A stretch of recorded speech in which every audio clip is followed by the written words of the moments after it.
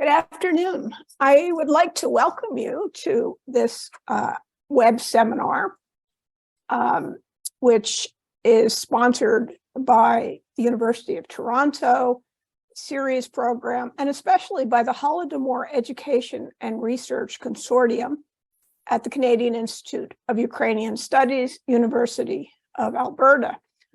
I am Lynne Viola, University Professor Emerita from the History Department, as well as Series and the Monk School. Today, we have for our presentation, Elena Osokina, Professor of History at South Carolina, Columbia since 2005, an award-winning historian and writer. She has published 5 books, including 2 that have been translated into English, not to mention many other languages. Our Daily Bread is a fixture in my seminars and many other professors' seminars through North America. It is about distribution and survival in Stalin's 1930s and had an enormous impact on the field in terms of our understanding of consumption and everyday life, and in fact, influenced such scholars as Sheila Fitzpatrick and a host of other people who are working on this topic. A more recent book is Stalin's Quest for Gold, the Torgsin Hard Currency Shops and Soviet Industrialization, published by Cornell University Press. It's my understanding that this book has sold 50,000 copies, not in China, not in Canada, sorry, not in Russia, not in Canada, but in China, which is a pretty impressive feat. So without further ado, let me introduce to you Elena Osokina, who will talk about Stalin's quest for gold, the extraordinary sources of Soviet industrialization. Right, thank you, Lynne. I need to go to my screen.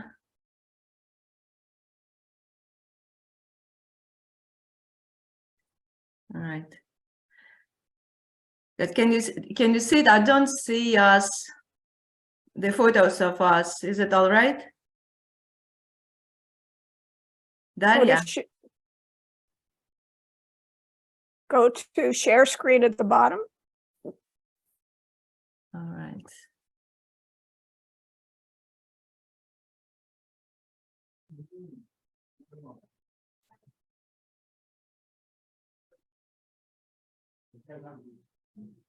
Okay, it's starting. All right, okay. Is it good now? Yes. All right, good. Hello, everyone. Thank you for being with us today. Thank you for interest for my presentation.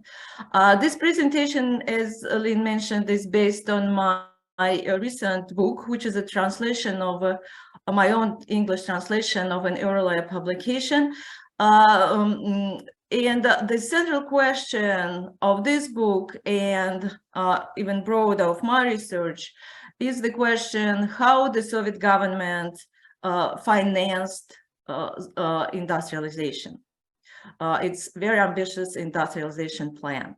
Traditionally, in Soviet historiography, historians and economists stressed that the major financial source of Soviet industrialization was the national income received from industry itself, meaning that this income was reinvested to expand the industrial production. In the West, historians, when they discussed sources of Soviet industrialization, they focused on the role of collectivization. Stalin's forced collectivization that replaced individual peasant holds with collective farms. The Western scholars debated its efficiency. So pretty much the picture of of the financial sources of Soviet industrialization was narrowed down to this major discussion. Incomes from industry or collectivization as a mechanism to pump resources from the countryside to support cities, industries, and to provide export. My research, not only this book, but the previous books as well, show that Soviet industrialization was financed through a very wide variety of sources. Some of them could be called extraordinary and even exotic, and some of them played a very important role to find golden currency to pay for the very ambitious industrialization plan. But before we start talking about these extraordinary sources of Soviet industrialization, we first need to explain why the Soviet Union was so desperate about gold and foreign currency. We all know that the Russian Empire was a wealthy empire. The gold reserve of the Russian Empire was worth about 1.7 billion gold rubles, which the contemporaries believed was the biggest gold reserve. Others thought that it's second only to the Bank of France. Some of this gold was lost, stolen, or spent during the First World War and before the Revolution.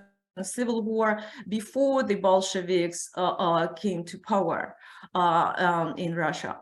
However, by the end of the Civil War, with the Bolshevik victory in the Civil War, the Bolsheviks still had a very impressive gold reserves in their hands, worth about 1 billion gold rubles, including the Romanian gold that was sent to the Russian Empire in 1916 for safekeeping and stayed in Russia after that. So that was an impressive gold reserve that the Bolsheviks inherited from the Tsarist regime and from the provisional government. However, already in a few years, by the beginning of 1920, the gold reserve of Soviet Russia was almost completely exhausted. By 1922, Soviet Russia had in its depositories only a little bit over 200 million rubles. Where did the gold and foreign currency go?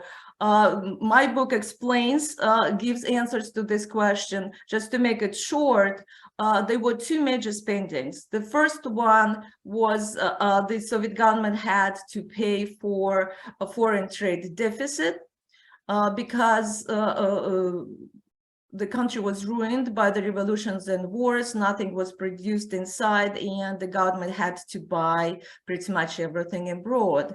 And they had to pay with gold for that, because that was not easy to receive credits for the communist government.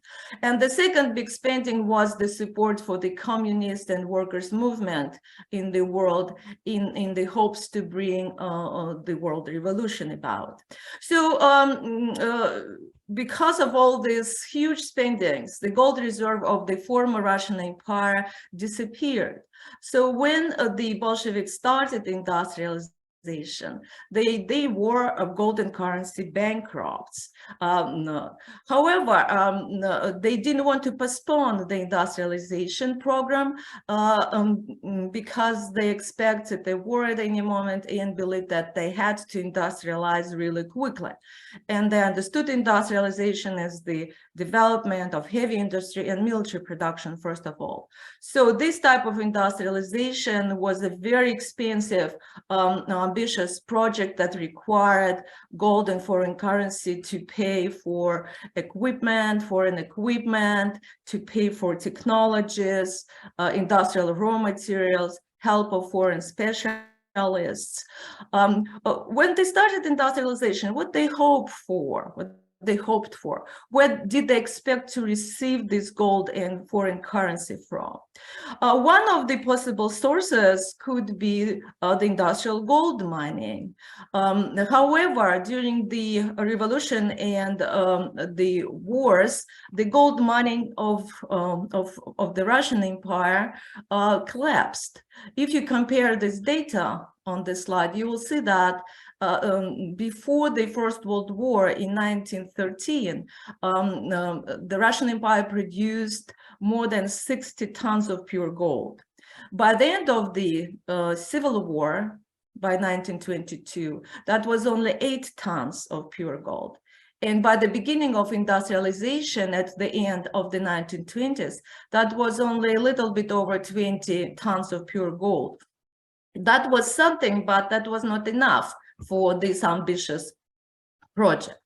So the major hope of the Soviet government was, of course, the export of food and, first of all, grain and agricultural raw materials.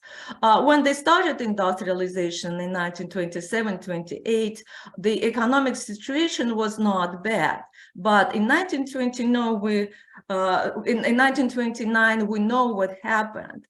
The world crisis and then Great Depression, prices for agricultural produce and agricultural raw materials dropped, while prices for machinery, technologies increased.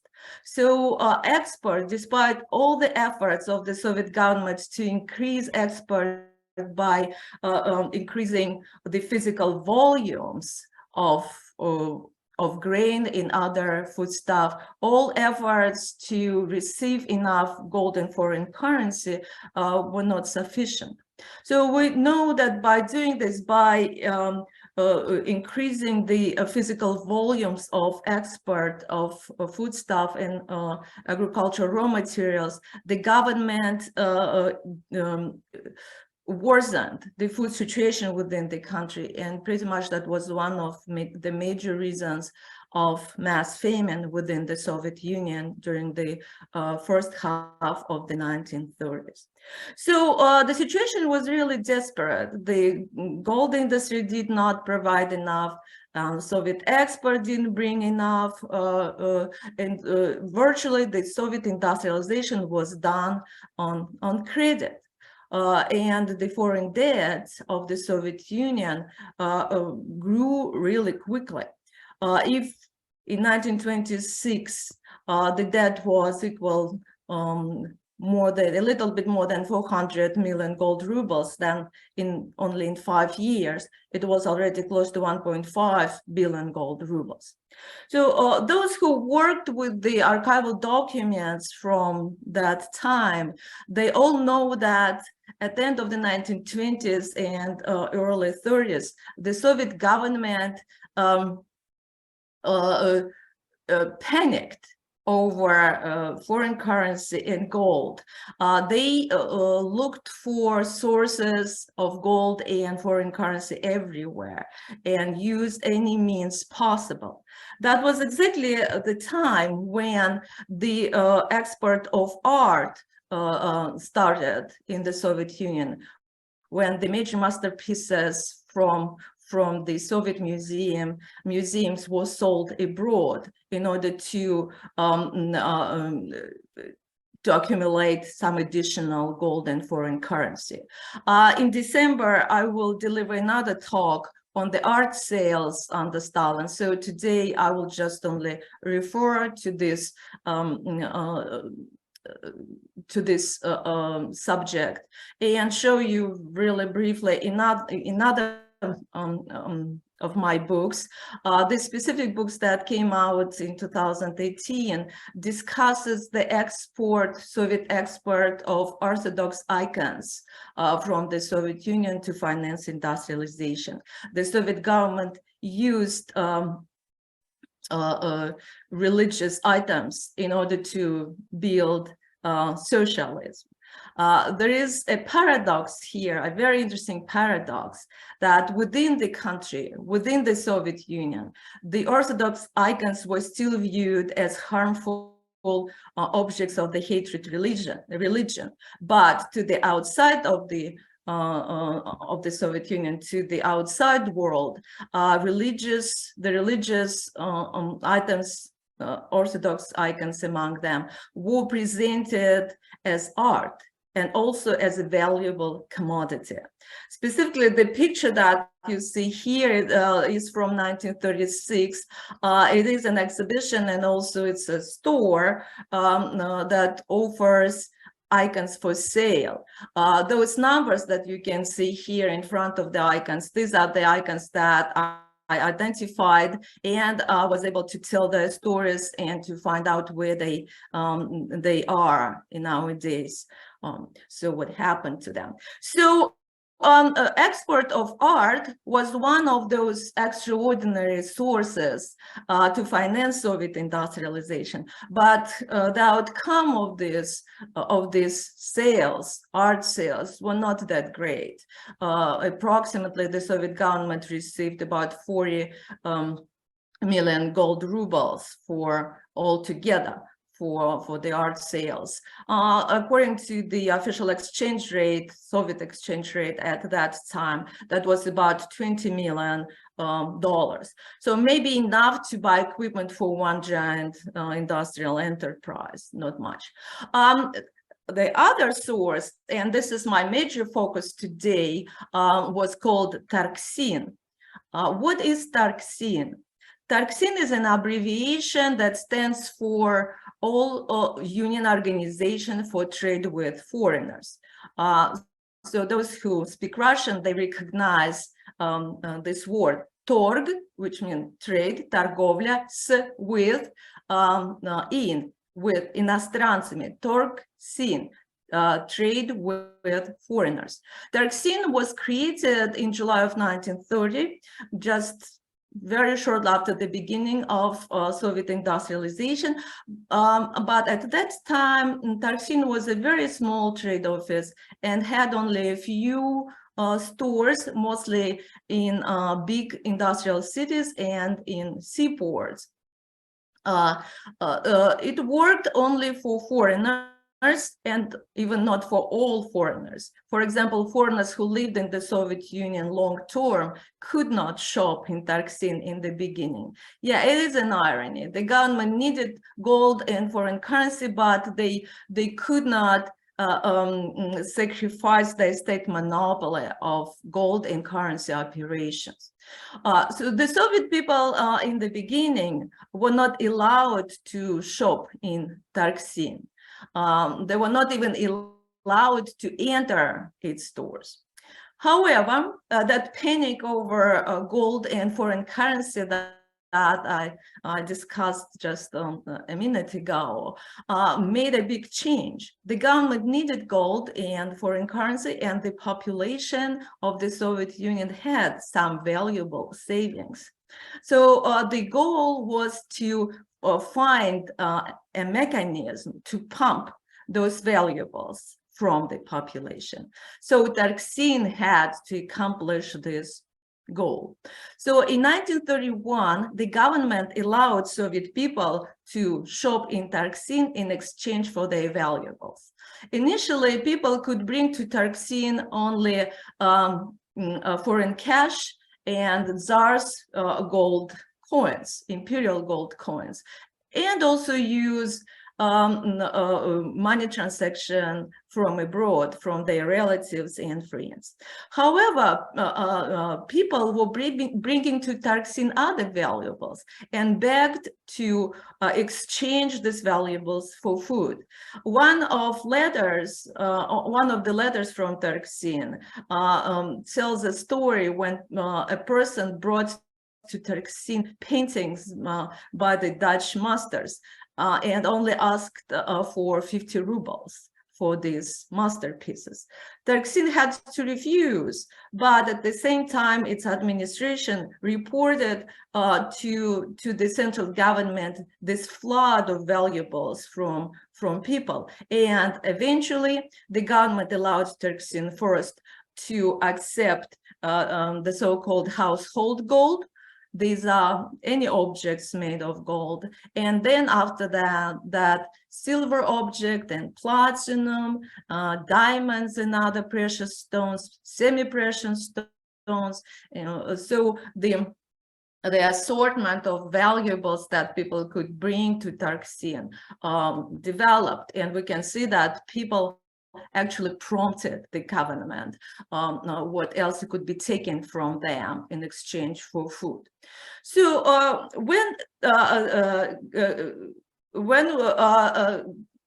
Tarxin opened its doors for Soviet people, it began to grow at lightning speed. That was not anymore a small trade office with a few stores, but during the highest point of its activity, Tarxin had 1,500 stores across the country. From the north, Murmansk in the north, to the south, to the Soviet republics of Central Asia, from the west, Smolensk, and other Western regions to the Far East. You could see this brochure of Tarxin that shows the territory of the Soviet Union and those fort posts, those big cities, just as examples. There were much more of them where Tarxin had its stores. This brochure is in English and was made for foreigners with the goal to let them know that they could transfer money to their relatives and to their friends in the Soviet Union to help them to buy goods and food in Tarxin. The question here, why Tarxin began to grow so quickly after the Soviet people were allowed to enter its stores? Of course, that was not just the state's desire to take valuables from people. That was up to people whether to bring these valuables to Tarxin or not. In order to understand what happened, we need to remember that the first half of the 1930s was the time of the acute food crisis in the Soviet Union. That was the period of the rationing system that officially was introduced in 1931 and rations were abolished only in 1935. That was a very rare example of a long-term rationing system that existed not during a war, but during the peacetime. So the rationing system, and I discussed the rationing system in my book that Lynne Viola showed, Our Daily Bread. The rationing system was very hierarchical. Not all people received ration cards. Peasants that constituted more than 80% of the population did not receive ration cards. They had to rely on the reserves of the collective farms. Only the urban population received ration cards, and the priorities were given, of course, to the Soviet elite, the army, and also the industrial sector. Industrial workers and industrial engineers were assigned one of the best rations in the Soviet Union. So that was very hierarchical. We can see that a big portion of the population, the lion's share of the population, was left at the mercy of fate. The possibility to find food for them was very limited. So when Tarxin opened its doors for Soviet people, that became pretty much for them a way to survive those very difficult times, and especially the mass famine. So how did Tarxin work? I will return to this photograph, which this photograph was taken in Ukraine. You see just an ordinary here Tarxin store, and you already form some idea about its assortment of an ordinary Tarxin store. A very unremarkable assortment of goods. But this photograph is very interesting because it shows the appraisers. If you look at the right lower corner of this photograph, you will see a table and two men behind this table. So these are appraisers, and what is in front of them, these are scales. So in order to buy in Tarxin, people first had to go to appraisers. The appraisers would look at the valuables and offer a certain price based on weight, but also on the purity of the precious metals and stones, quality of the precious stones. If people agreed with this price, then they will receive Tarxin's money. You can see this one kopic, gold kopic of Tarxin under the photograph, the very right one. So this one is from my own collection. So if you look at this money of Tarxin, you will see that they were just very simple pieces of paper, very easy actually to forfeit. And what people did, they falsified Tarxin's coupons money. So the government had to make it more difficult to do. By the end of Tarxin's activity, people receive like personal books with their names and addresses, and that were more difficult to make, right? So in exchange for real valuables, you can see all these possible golden objects. People receive only on this paper money of Tarxin. I shall say that Tarxin was not a pawn shop. Those valuables that people brought to Tarxin and decided to exchange them for Tarxin's money, they were lost for those families forever. People could not buy their valuables back. What happened to these valuables, you can see in the middle picture here underneath of the photograph. All these objects, they were melted and made into bars, and then transported and sold on the world market. So this research showed that a lot of valuable, artistically and historically valuable objects were lost in Tarxin because they were broken and melted. At the beginning of Tarxin, there were no instructions to appraisers how to identify the most valuable items that had to be preserved and had to be sold as object, not as bars. So a lot of really valuable objects were lost through Tarxin. And also we can say that Tarxin, by pumping valuable savings from the population, made the society even more poor, like impoverished it.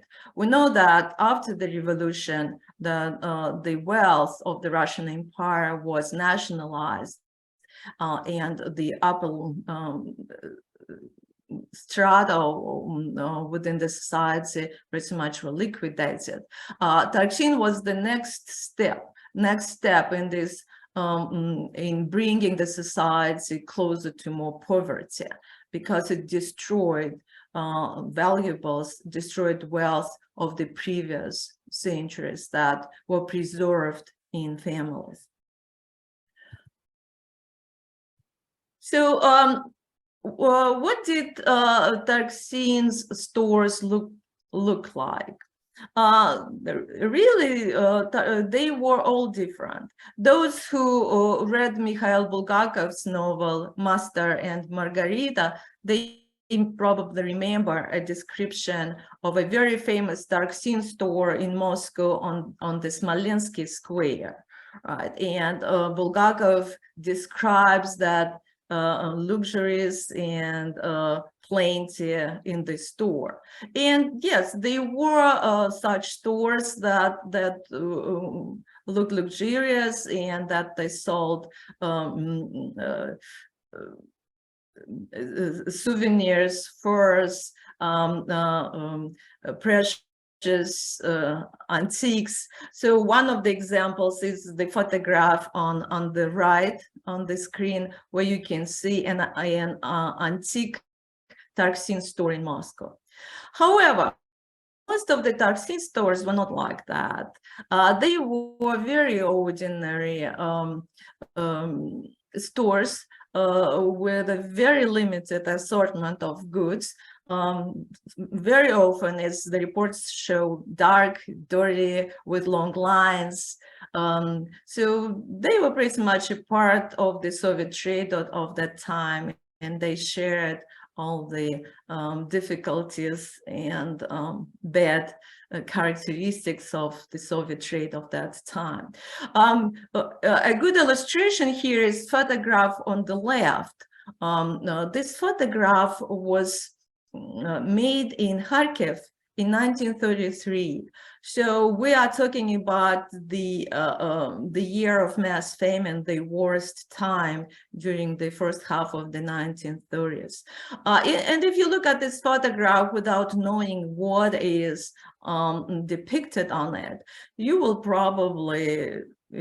not even pay attention to it. However, your opinion will change if you know that this small building that you can see here is Tarxin in Kharkiv, and all these people around this building is not just a crowd on the streets, but these are people who are in line to buy bread in Tarxin, right? So this photograph was taken by an Austrian engineer, Alexander Wennerberger, who worked as an engineer in the Soviet Union at that time in Ukraine, and was able to smuggle through diplomatic mail negatives. So this is why, and thanks to him, we have these documents about the mass famine in Ukraine at that time.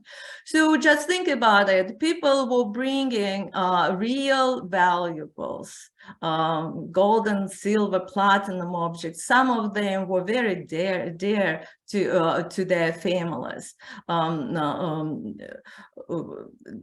reflected family history. And in exchange for these valuables, people wanted very simple but precious during the famine, very simple food stuff, like flour, bread, cereal, sugar, vegetable oil.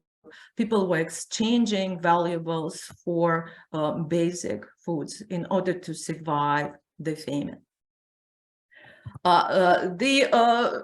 The tragic triumph of Tarxin, its finest hour, of course, was during the mass famine.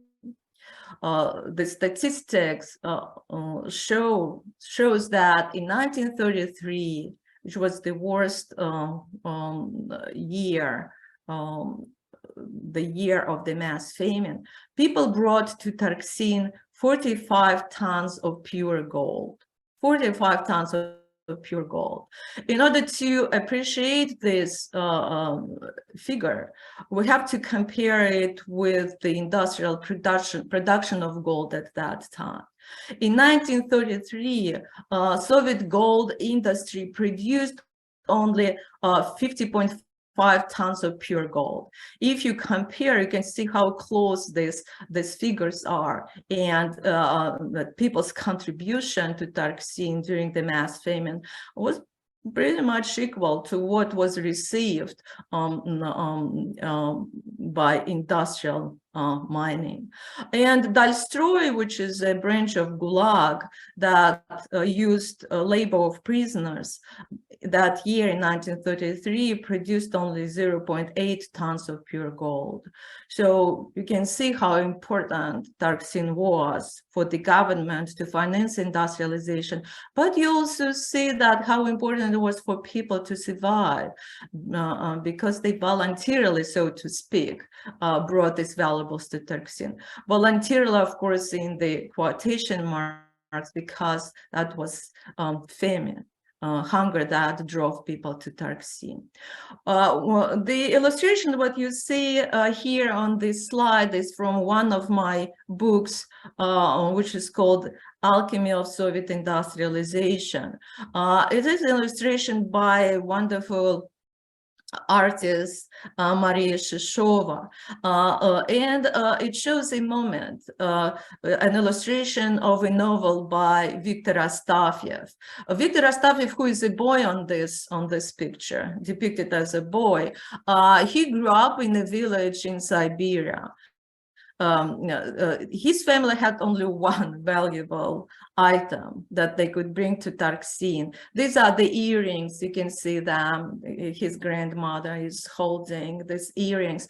So these earrings belong to his mother, who died just several years before that. The family preserved these earrings in her memory, but also for a rainy day, and this rainy day came. So you can see how his grandmother brought these earrings to a Tarksin store nearby in order to get flour to survive the famine. And it's just one of like millions of stories, pretty much in every memoir or diary about that period of time, and especially in Ukraine, you will see Tarksin. People will mention Tarksin, but they understood Tarksin as their personal story, as their family story.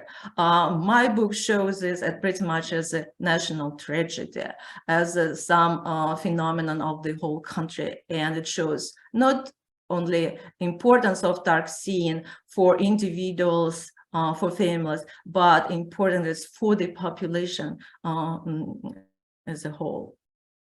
All right. So Tarksin could be called a sorcerer's stone, right? Sorcerer's stone, because it converted, it's transformed, turned very ordinary things, and sometimes food of very dubious, poor quality, into something really valuable for the state, gold and foreign currency.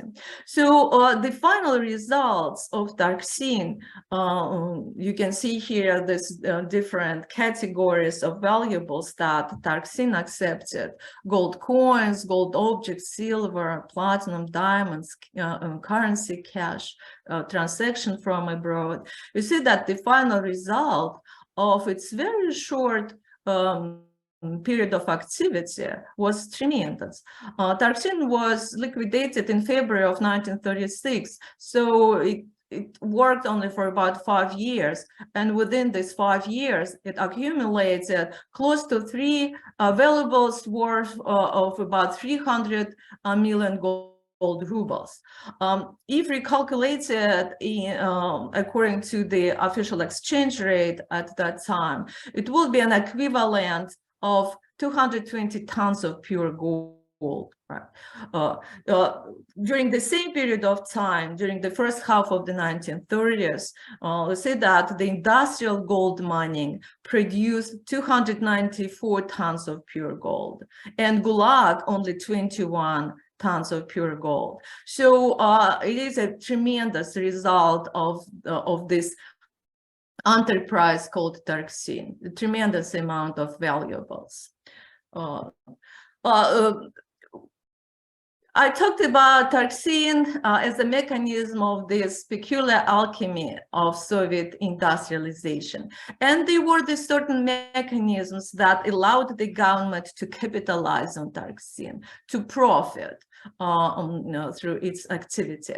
So one of these mechanisms was the prices for valuables that Tarxin paid to the people, right? So these prices, purchasing prices for valuables, were substantially lower than the world market prices for precious metals and stones. So people were selling their valuables below the world market price, substantially lower. Right? Another mechanism that also allowed the government to capitalize on Tarxin was the artificial currency exchange rate that existed in the Soviet Union, and this also allowed. According to this artificially low exchange rate, owners of valuables were very substantially underpaid. Another mechanism also that explains why Tarxin was so effective, so profitable for the government was the prices for goods and food in its stores. The comparison of prices shows that the Soviet government sold food to its citizens in Tarxin on average at the price of 3.3 times higher than the export price. It is not because the Soviet government didn't want to charge more for exports or liked foreigners more than it liked its own people, but it's because outside of the Soviet Union, no one would pay those prices. There was the depression, economic crisis, prices dropped. But within the Soviet Union, the situation was different. There was a mass famine, starvation, very high demand for very simple foods. And people were lucky if they had something to bring to Tarxin. They were willing to pay these inflated prices in order to survive the famine. So 3.3 times higher, this on average for the whole period of Tarxin. But if you look specifically at the year of 1933, the mass famine, you will see that prices for bread were 5 times higher within the Soviet Union in Tarxin in comparison with the Soviet export prices. It is not then very surprising that because of these mechanisms, Tarxin was very effective in gaining foreign currency and gold, and it outperformed the major currency providers in the Soviet Union, exporters of grain, oil, and timber. Tarxin proved to be more profitable during the mass famine than any other export items. The photo here is also very interesting. It's called The Last Customer in Tarxin, and it is not the name I gave it to this photograph. This is the name of this photograph in the archive where I found it. The flyer here on this photograph says that Tarxin will stop its activities in February 1st of 1936. And that was the end of Tarxin. Right. So now we are approaching the conclusion of my presentation. So if we look who were the customers in Tarxin, we see that the major buyers there were Soviet people, not foreigners. And their contribution, Soviet people's contribution to Tarxin was close to, or even more maybe, than 80% % of all its income. So now when we think about its name, Tarksin, trade with foreigners, we understand that this name is not correct. It's a lie. That was really the Soviet people who were the major customers in Tarksin. So it should have been called not Tarksin, but Torksov Lud, which means trade with Soviet people. The final result was really impressive of Tarksin. Its valuables covered 1/5 of the industrial imports during the first half of the 1930s. They were decisive years of Soviet industrialization. And in 1933, because of the mass famine, Tarksin's valuables covered 1/3 of the industrial imports.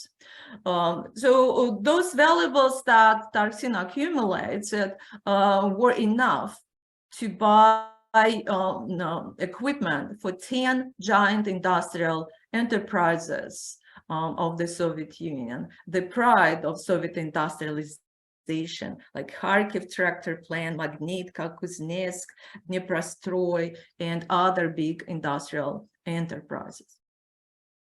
So conclusions. What conclusions can we make based on the story of Tarksin? So first of all, and it's an obvious one, that Tarksin was a very important source of gold and foreign currency to pay for Soviet industrialization during a very desperate time when the gold and currency reserves of Soviet Russia were non-existent, pretty much. The second important conclusion is that the story of Tarksin allows us to think about the nature of Soviet economy. Traditionally, the Soviet economy was presented as state-centralized, practically non-market economy. The Tarksin story and my other work challenges this opinion. My books show Soviet economy as a very interesting symbiosis of state regulations and markets. There were legal market oases like the so-called collective farms markets. There was a huge omnipresent black market that I discuss in my book, Our Daily Bread. We can see that the story that I told today about Tarksin presents Tarksin as a large-scale, very successful economically, state entrepreneurial activity that allowed the state to accumulate a tremendous amount of gold and foreign currency. So in my opinion, Tarksin was a form of state capitalism. It was not created, it didn't have a goal to help people during the famine. It was adjusted to the famine in order to pump resources from the population. If we look at the food prices in Tarksin, we'll see that they were the highest exactly during the mass famine. Tarksin was that mechanism to use this very favorable for the state market situation to pump valuables from the population. There was not even like a tiny gram of socialism in Tarksin. That, in my opinion, was a form of state capitalism. So we see that the Soviet economy had market, and it had, and the state participated in development of this market mechanism, market activities. So this allows me to say that Soviet economy was not marketless. That was a peculiar symbiosis of the state regulations and markets, and the state participated in developing some market activities. Also, this story allows us to think about the nature of Stalinism. Historiography on Stalinism presented it as a very complicated phenomenon, as ideological and political phenomenon that used terror, mass terror, and established control over the population, tried to engineer social and economic life. The current historiography presents Stalinism as a social phenomenon. The social historians proved it, that Stalinism had the certain social support in the society, and the conflict within the society was one of the sources of Stalinism. We also know that Stalinism was a cultural phenomenon that had its own mode of speech, behavior. So my contribution to this understanding of Stalinism is one more dimension of this phenomenon. In my research, Stalinism emerges as a socioeconomic phenomenon. Its central core was the idea of industrialization, this fetish of industrialization. The government, as a matter of fact, sacrificed several important ideological postulates to this fetish. Among these postulates, as Tarksin story shows, were the state golden currency monopoly, marketless economy, and also class approach, because there was no class approach in Tarksin. The state really did not care who brought gold and currency to Tarksin, a worker, a peasant, a former bourgeois, a member of the nobles, former nobles. So it really didn't matter. We see that Tarksin lacked this class approach, while this class approach was very characteristical for that period of time. So in order to achieve this fetish, this goal of industrialization, the government was ready to sacrifice ideological postulates. We see how Stalinism emerges through this research as a network of socioeconomic institutions based on industrial priorities and a variety of state marketing strategies. And finally, Tarksin has a lot to demonstrate what the Soviet everyday life was. Right? We see that Tarksin was created by the government. However, people contributed to its development, and we see how these two actors, the state and the people,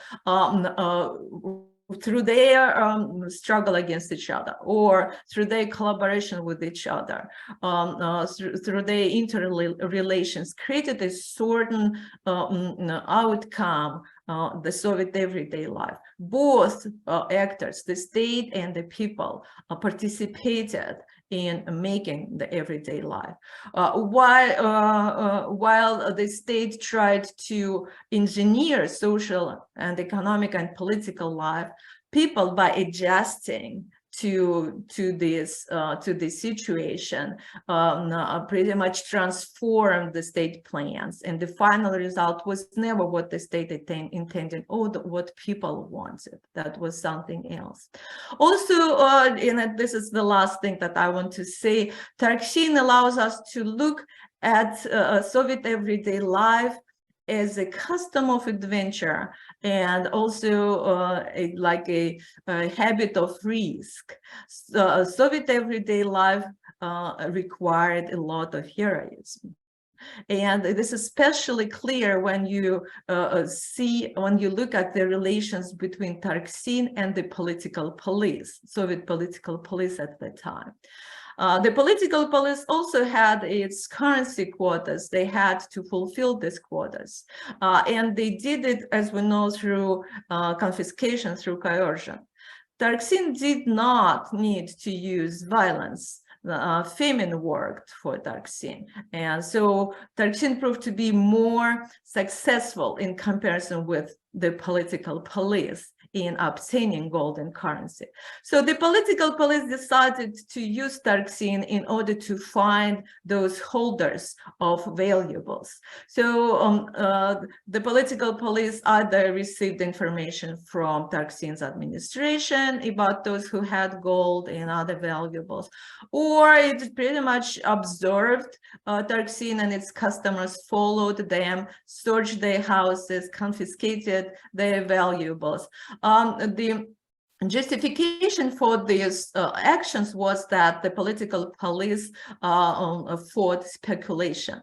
But in reality, the police violated the existing rules and laws because Tarxin worked legally and openly, and that was legal for people to bring their valuables to Tarxin. So just think about it, such a very trivial operation, a trivial activity like going shopping, going to buy bread, or like a coat, could result in an arrest, search of your house, confiscation of your possessions. So Tarxin could be very risky for people to come. And I think it took some bravery to decide to go to Tarxin for the first time, because you never knew what would be the outcome of shopping trip. You could be arrested, your valuables could be confiscated. So through the story of Tarxin, we see how the Soviet everyday life emerges as this a habit of risk, custom of adventure, and in this sense, as I said, it required a lot of heroism. Thank you for your attention. Thank you, Elena. This was an incredible lecture. At this point, we would be clapping, but because it is a webinar, we can't do that. But I really want to thank you for an amazing talk. Now, I would ask that people use the Q&A for their questions. But in case some of you came in late, I want to again say thank you to the Holodomor Education and Research Consortium at the Canadian Institute of Ukrainian Studies, the University of Alberta, for sponsoring Professor Osokina's visit to CERES. I want to thank CERES of the University of Toronto as well, and particularly Daria Gloskova and Dr. Olga Kisarchik for their work. I thought I might start. I have the prerogative of chair. And ask you a question. I'm just looking though at the screen. It's not worth it to raise your hand virtually because I cannot see you. So for those who are using the hand raising, please use the Q&A, and that way I can get to your questions. But I wanted to ask you a question, and it's probably archival. But given that, you know, a lot of us have the Holodomor on our mind, and that is the famine in Ukraine, is there any way to assess from whom and from where the contributions, so-called, to Tarxin came? In other words, can we see any increase during the famine in Ukraine as opposed to elsewhere? Or not. So if you could say a few words, and then we'll open up the questioning. Thank you for this question. Yes, we can do it. The statistic of Tarxin allows to do it, and my book has chapters on this. The geography of Tarxin and geography of famine, we can see very tight correlations between the flood of valuables and the geography of famine. Statistics of Tarxin allows us to see how much each republic of the Soviet Union contributed to Tarxin. The Russian Federation, Ukraine, Belarus, and others, right? So you see that very logically, the Russian Federation has the first place because of its size, right? Because of its size, but also because of the currency potential of the big city within the Russian Federation, like Moscow, that had currency potential much bigger because of the foreigners and diplomats there. But the second place belongs to Ukraine, and you can see that the territory of Ukraine was much smaller. The population of Ukraine was smaller than the population of the Russian Federation, but still the contribution, the amount of valuables that the Ukrainians and other people who were in Ukraine at that time contributed to Turkcin was tremendous. The book has like 30-something tables that show all the statistics, and it shows the geography of those contributions that you can explore. Also, I shall say that the government, Soviet government, also understood where the situation would be the worst, and from where the major valuables would come. It's obvious when you look at the plans of Turkcin, those quotas that the government gave to different republics of the Soviet Union for next year. And you can see that those quotas, the plans for 1932, 1933 for Turkcin were they were comparable with the quotas for the Russian Federation, despite of its size, right? So yes, it's possible to do, and the book has answers to this question, more detailed answers. Thank you. But I think it means that this is a significant part of the history of the Holodomor. So if I can turn to the question and answers, questions. First, a comment from Frank Sisson. It might be good not to use the term Russian religious art, since Ukrainian, Armenian, Georgian, and other icons and artistic works were sold. I think Professor Osokina is agreeing. A question from Jeff Scholenbrook. How did the Russian public have gold and foreign currency in those days? Well, as a matter of fact, that was the first thing that my former colleague told me, that the population didn't have any gold. Why do you think they had the gold? But the statistics shows that they had, right? So a lot was accumulated before the revolution and during the Civil War, especially by peasants during the Civil War, because peasants had some food during the Civil War, and the urban population exchanged valuables for food. This exactly was the time when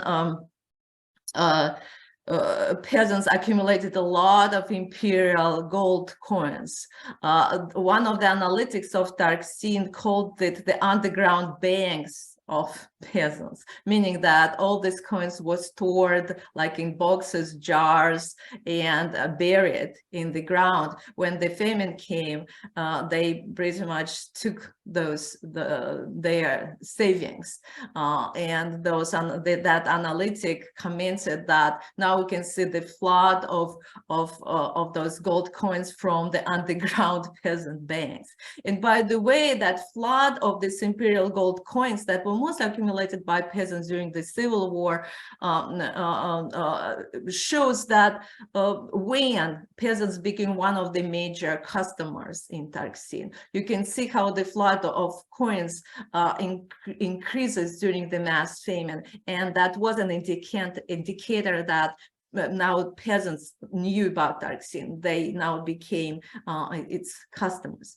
So also, and the reports and statistics shows that some of the gold coins were hidden and accumulated when the First World War started. Right, when the imperial government tried to encourage people to exchange gold coins for some privileges and other things, but people knew that would be gold that would save them during the difficult times, so they hoarded it, they hid it, right? And then we see how it became handy. Also important to know the economic history of the 1920s. And there is a special chapter in my book that discusses what happened in the 1920s during the new economic policy. That was a relatively liberal, so to speak, time, the time of the mixed economy. And that was the time of the so-called the state currency interventions. We know that the Soviet government during that period of time in 1924 introduced a new Soviet currency, червонец. And in order to support червонец at the market, what they did, they made state interventions. They pretty much flooded the market with gold imperial coins and foreign currency in order to maintain the exchange rate of червонец in comparison with this foreign currency at a certain level. So these foreign currency interventions were done by the state, and the state institutions were involved with it, as I said, in order to maintain the value of that new Soviet currency, червонец. During this period of time, during this currency interventions, the population pretty much could freely buy golden coins, and foreign currency. And that was the time when the population accumulated a pretty big amount. I have statistic in the book that shows by years how much gold coins and foreign currency was sold during the state interventions, and we can see that this gold then went to Taksim to pay for food. And one more thing that explains why the Soviet population had so much gold and even diamonds, that each family, even a peasant family, that story of Viktor Astafyev shows, had something little made from silver or gold. It could be a small cross, a small chain. It could be a wedding ring. It could be very simple earrings, right? So now when those treasures were not big, right? But if you multiply a few grams of these precious metals in each family by the population of the Soviet Union, 170 million people, right? So then you will see that within the country, the amount of this cumulative effect, the amount of this valuable things was, as a matter of fact, very substantial. And Taksim played a very important role, pretty much, to pump these valuables from the people. Thank you. I have a number of questions from Marta Baziuk, but I'm going to start with a small question, and then we'll go to some other questions. Can you give a sense of what someone would get, an individual, in return for a gold cross or gold earrings, for example? And this is the question I have too. We have to look at the prices. So now 1 gram of pure gold in Taksim was worth 1 ruble 29 kopecks.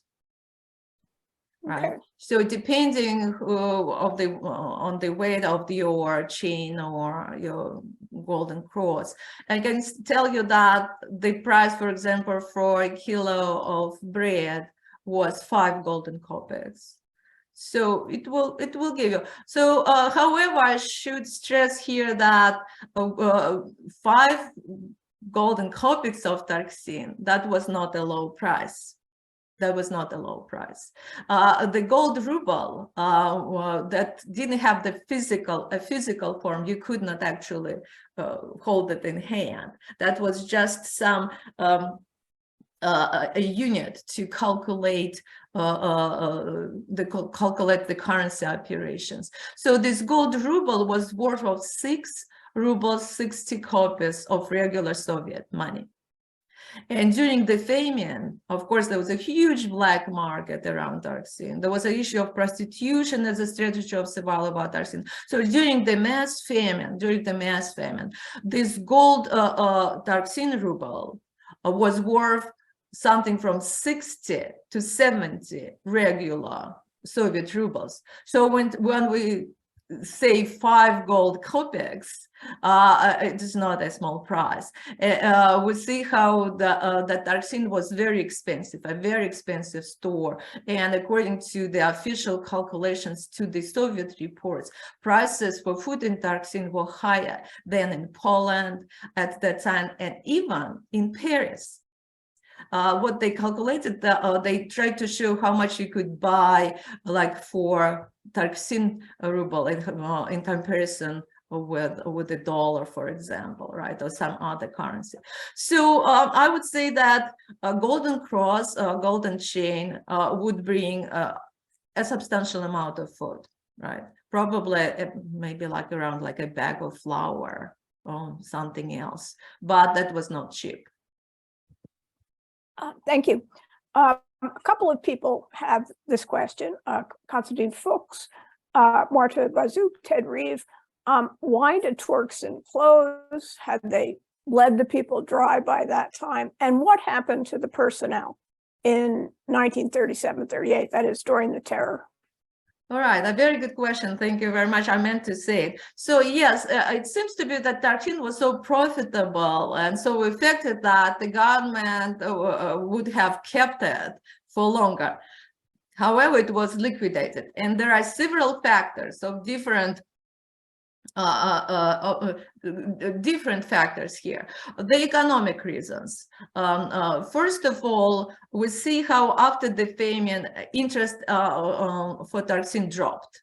When the government abolished rations in 1935, it opened a lot of stores with like free access, where people could buy pretty much the same assortment of goods without sacrificing their wedding rings or their crosses, right? So we see how Tarxin became economically unprofitable after the famine. So the people, the second economic factor here, that given the severity of the famine and its length, we actually can say that Tarxin pumped the line portions of people's valuables. It accomplished its goal. I don't think that much was left with the population. So he accomplished its goal. Also important here to say that by the mid of the 1930s, the Soviet industrial gold production was already developing very actively.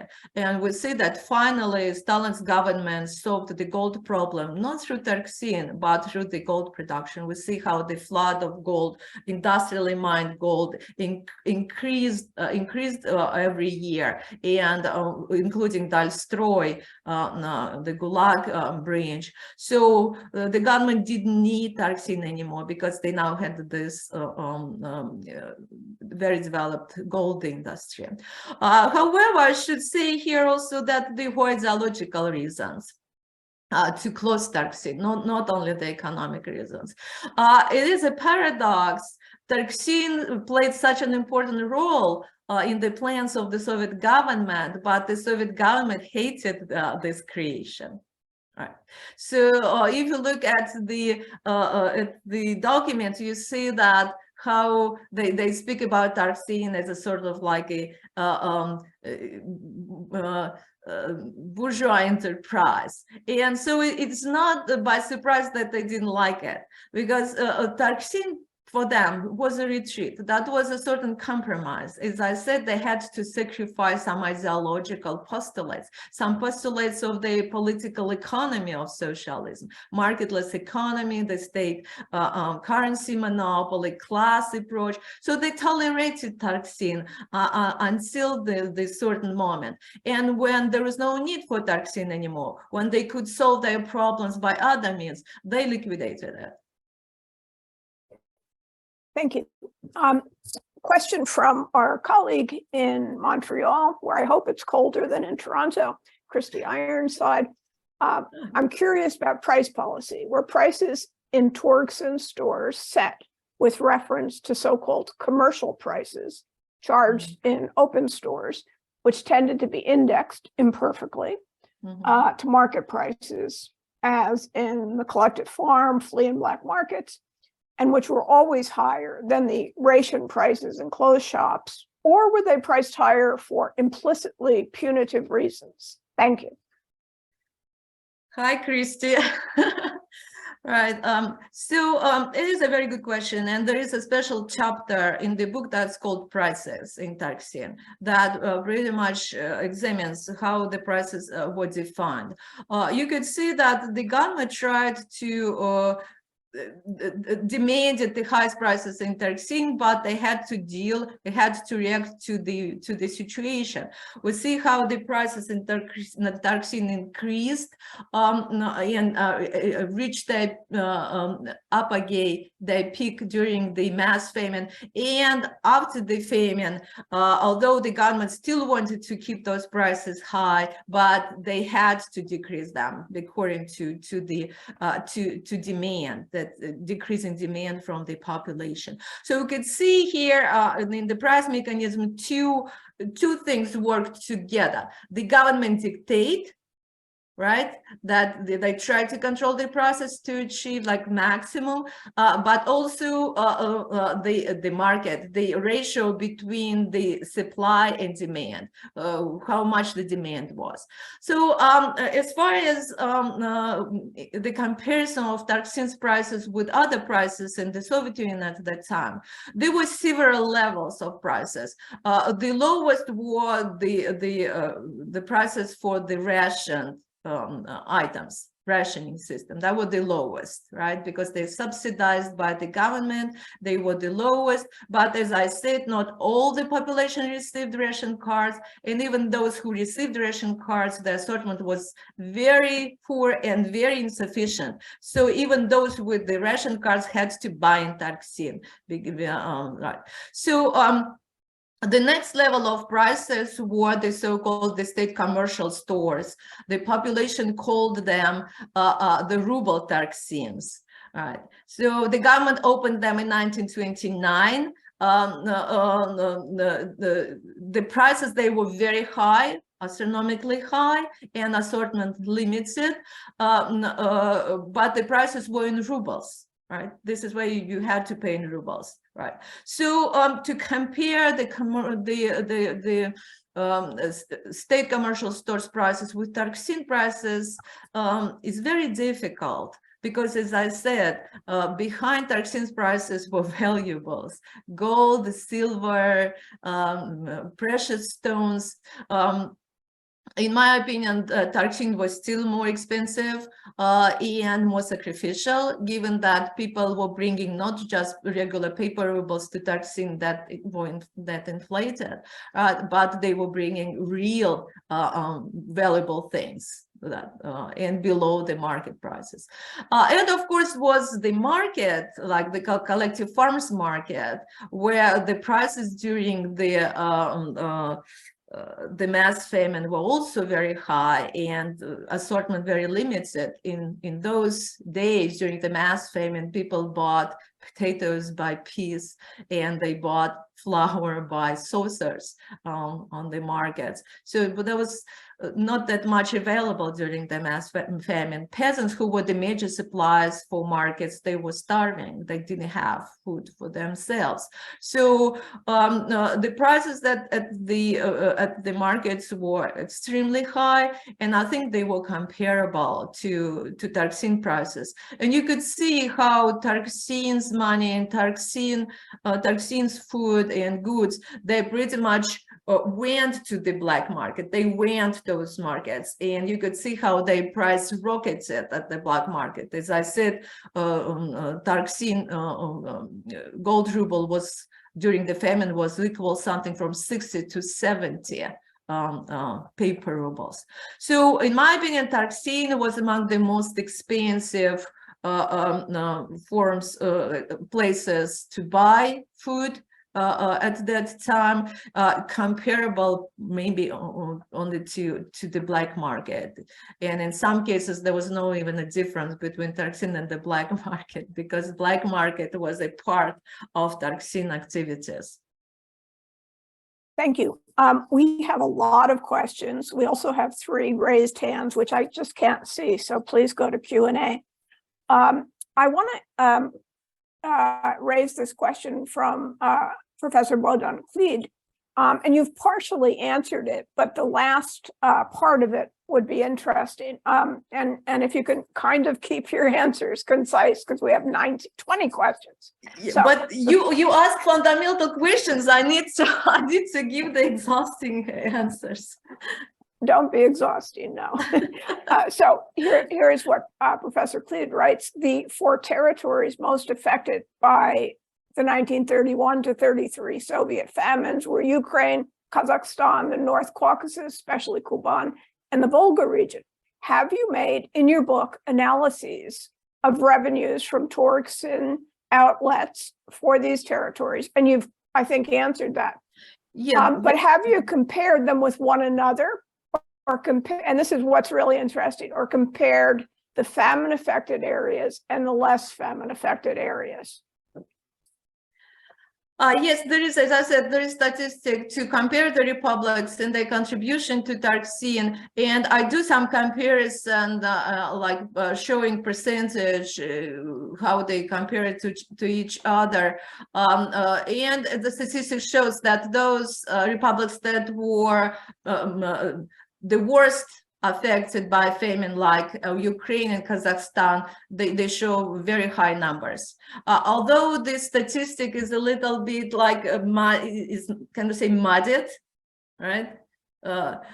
By the Russian Federation, of course, the population within the Russian Federation also suffered from this food crisis, and there was famine there. But the Russian Federation, as I said, had Moscow, and Moscow alone makes the statistics on the Russian situation muddy, because it doesn't reflect, Moscow doesn't reflect the mass famine. It reflects more the currency potential of the capital of the country, right? Thank you. Okay, Wilson Bell, our colleague from the West, where there probably is not snow, he says, thank you for your fascinating presentation. Do you think we could view some of your statistics on gold production as evidence of the Gulag's ineffectiveness for Soviet industrialization, or was the Gulag just slow to start? Thank you for this question. You know, the Dalstroy, that was the gold mining production of Gulag, only began to operate in 1932, and Tarxine stopped its activity in 1936. So we see that for those years, Gulag Dalstroy only began to develop, and it really it's produced rather low numbers of gold. So this specific chronological period might not be not be a good one to decide on this question. But altogether, I think yes, Gulag was economically unproductive, and in comparison, especially in comparison with Tarxine, because what was needed in Tarxine to gain gold? You just open a store, bring food there, and place there an appraiser, and people will come. So it doesn't require any big capital investments, while the gold mining requires a lot of investments, machinery. It's much more capital consuming, right? So Gulag's gold was, and it is in the book, Gulag's gold cost much more, right? The cost of production was much higher than in Tarxine. So it's not only about volumes, how much gold Tarxine accumulated, how much was produced by gold industry, but it's also the cost of this gold, how much the government had to invest to receive 1 gram of pure gold in Tarksin and in industries.